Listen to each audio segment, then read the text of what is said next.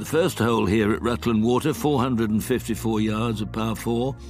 Easy sort of drive away, the trees not too thick on either side of the fairways. Remember, this is a course that's only been here a couple of handfuls of years. Trees have been planted, have yet to grow. One or two will end up being monstrous features, wonderful features. Down towards the green, that's a sneaky little bunker, that front left one there. Another bunker to the left-hand side of the green. Generous sized greens.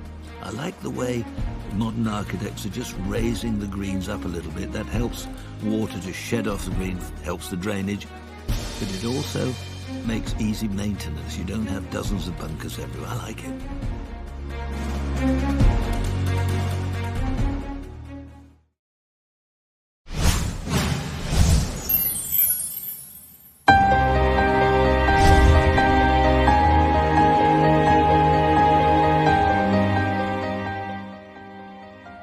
Par 5 comes early, the second, 512 yards down towards Rutland Water. What a view that is. That's not Rutland Water, that's just a nice little pond on the left-hand side. Dogleg right to left, down to the bottom. Look at that for a view. The authorities decided in their great wisdom they'd dam up the valley and create Rutland Water. Oh, you didn't get that amount of water by leaving the tap on overnight while you're away on holiday, I tell you that. But what a view behind this second green. I like it.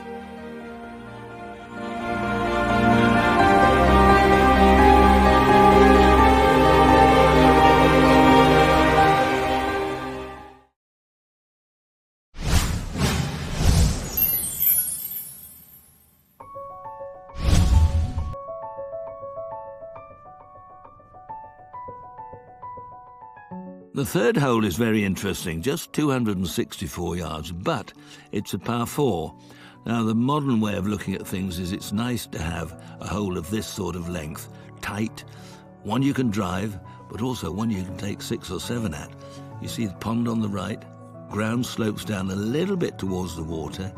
It's too long for a 3, short for a 4. You're not disappointed with a 4, delighted with a 3.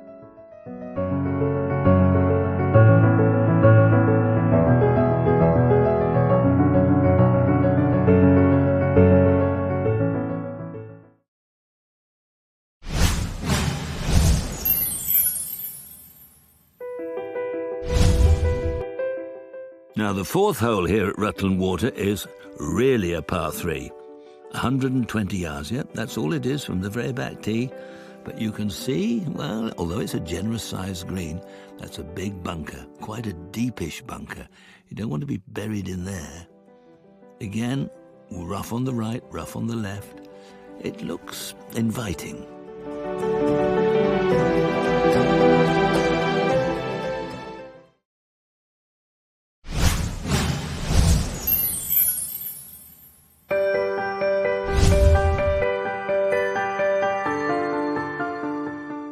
The fifth hole, 354 yards. Beware, sneaky little pond on the left-hand side, just below the level of the fairway.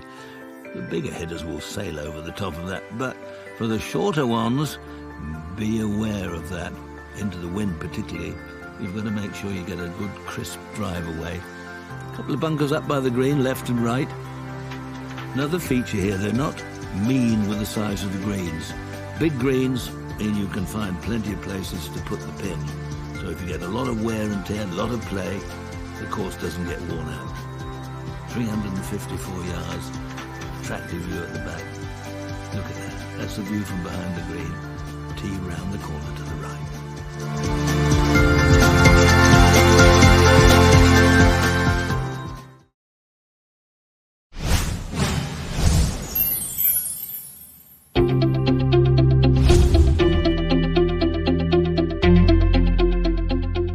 Par 4, sixth hole, 388 yards.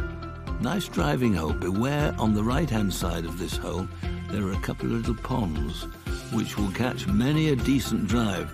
You've got to carry it a long way to get past that second set of water, and then you're virtually on the edge of the green. So not many will drive up there. See how the green narrows at the back? So when the flag is pushed to the back of this green, it makes the pitch quite tricky. Club selection very difficult, because if you come up short, you can spin away down the hill towards the water.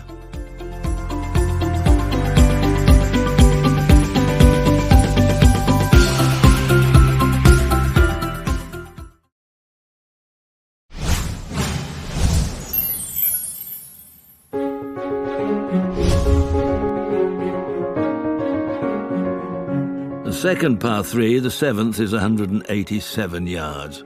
Always a good distance, I always feel, for a short hole. Remember, this is all from the back tee, so you can play it less than that, but from the back tee, where the course is measured from, that's the situation. Bunkers left, bunker right, slightly raised green. It leaves you an awkward little chip if you go too far. You're down into the rough grouse behind. A good, honest par 3, which can be affected very much by the wind, which comes in off the water.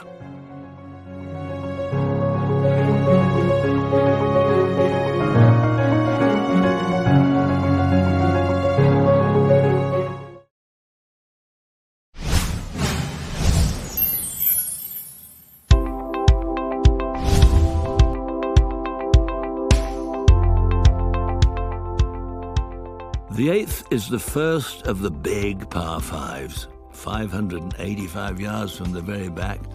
Generous-looking driving area, wide fairway. Those trees, though, will grow over the years. Give it another 5 years, this is quite a tight drive. Bunker in the middle of the fairway, that it might catch the mighty hitters or a nobbled second shot. These bunkers in echelon across the fairway there, that's a good line too. You've got to play between them. And look, if the pin where it is today, back left, not easy to get to that with that bunker sitting right in front of the flag. Mature trees round and about, giving the course character.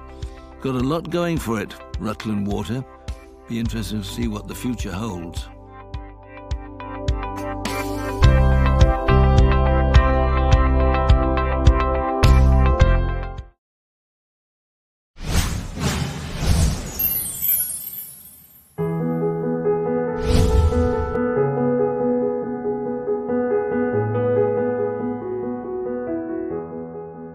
So we've come to the 9th, back up towards the clubhouse, 413 yards, slightly uphill, but only a foot or two, and then it flattens out, trees on the right, bunker on the left.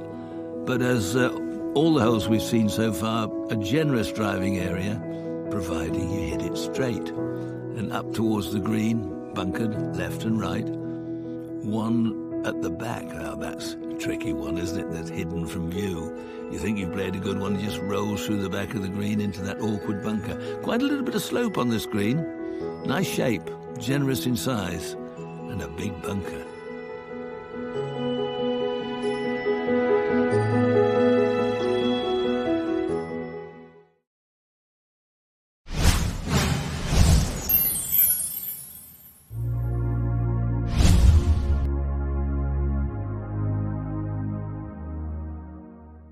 So 9 holes completed, on to the 10th. Not a long walk, 403 yards this hole measures.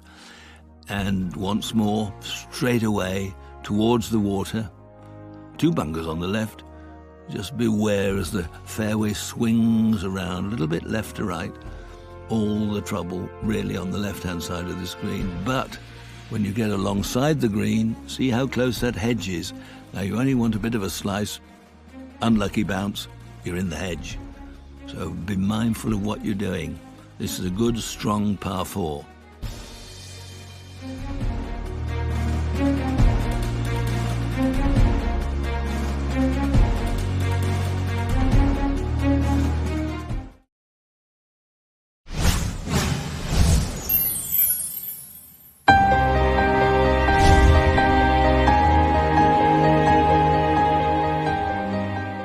The 11th, 401 yards, straightaway drive. Again, a little banana-shaped fairway, drifts left to right, round the corner where those 2 trees are on the right-hand side, but plenty of room to the left, no trees level with the players that are on it now. But here's a good spot to be, bunker on the left, 2 bunkers short right. Interesting feature here is the green. It's on 3 different levels. And you'll notice, although it's not quite as close as the previous hole, the hedge behind the green can easily catch you out if you whack one too hard, and the bunkers, they're formidable.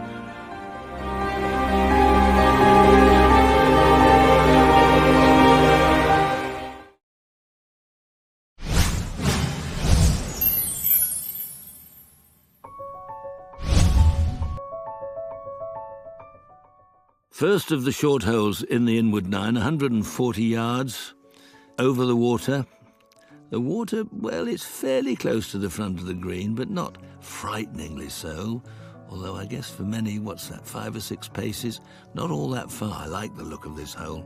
But when the wind's against and it's about a long iron for most people, ooh, get you a bit twitchy.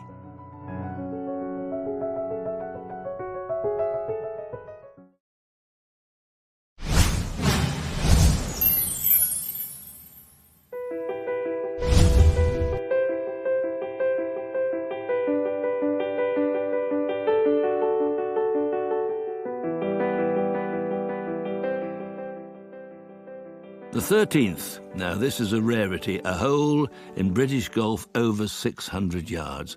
Only just over, 601, but you don't get many of those in European golf, really, few in America, but they're different from us. Just have a look at this, that lone tree, the lonesome pine, but it's not a pine, sits on the corner. And away into the distance, you almost need binoculars to see this. This is a real 3-shotter for pretty well everybody. 2 shots must be on the fairway, otherwise you're not going to reach the green in 3. This is a par 5, but I bet some of you will be pleased if you take a 6. Built up green again, rolls off at the back. 600 yards, ooh, I tell you, par, good score.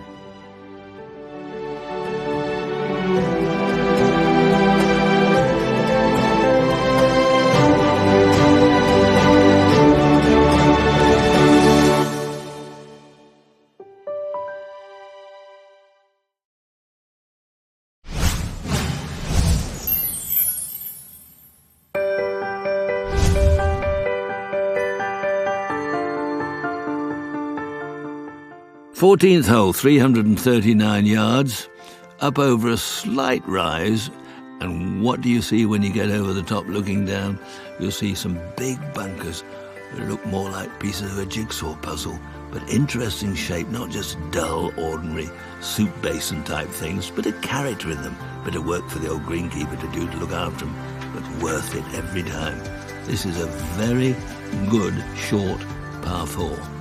I like these holes. Slightly raised green, trouble at the back.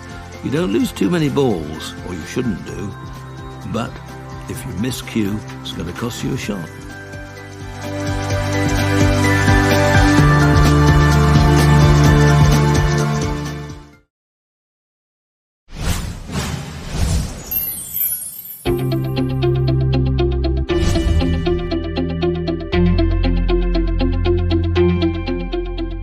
The 15th hole is 439 yards from the very back tee.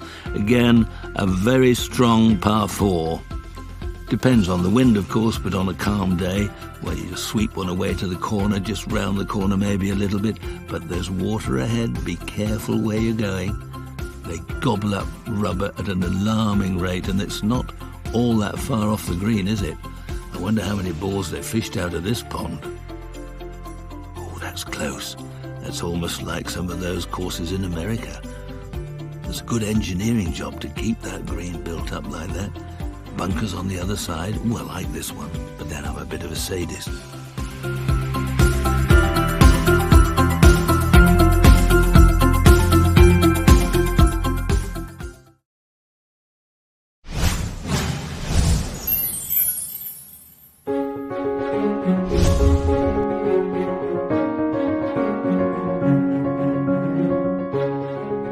So the last of the par 5s, 548 yards, a monster, 3 monsters here. You drive it away, the green's somewhere in the distance, must avoid these bunkers. You see, if you get in there, you can't reach the green in 3 if you get a little bit of dodgy lie. If you're in the bunkers and whack one up, you can get in this bunker, then you can't get on for 4. And so you have to plot your way round. No bunkers up round by the green. But there's a mulberry bush, thorn bush, whatever on the right-hand side there. Slightly raised green again, rough all round, so if you miss the green, you're faced with a tricky, delicate chip. There's a bit of hit and miss, but for a very long hole, it's got a lot to think about.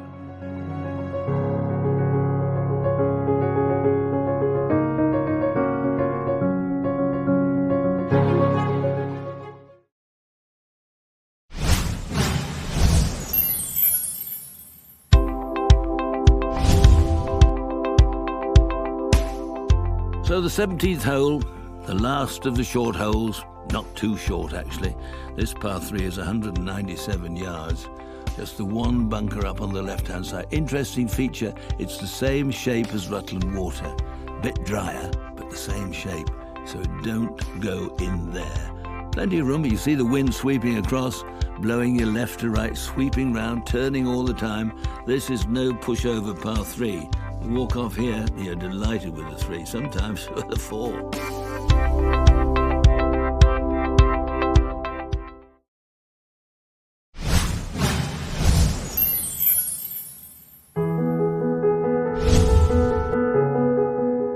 Eighteenth hole, heading for home, heading for Sanctuary. Sanctuary in that delightful clubhouse, but first, 441 yards for some terror-strewn hole. Bunkers, left, right, middle, trees on the left, few trees on the right. Can you imagine this hole in 20 years' time? All those trees have grown up, the bunkers deeper than ever. Oh, but Sanctuary is only a couple hundred yards beyond the green. The clubhouse is waiting, all the comforts there. Nearly the comforts of home, for many, better than home. I hope you've enjoyed our trip round Rutland Water and its golf course and club. I certainly have.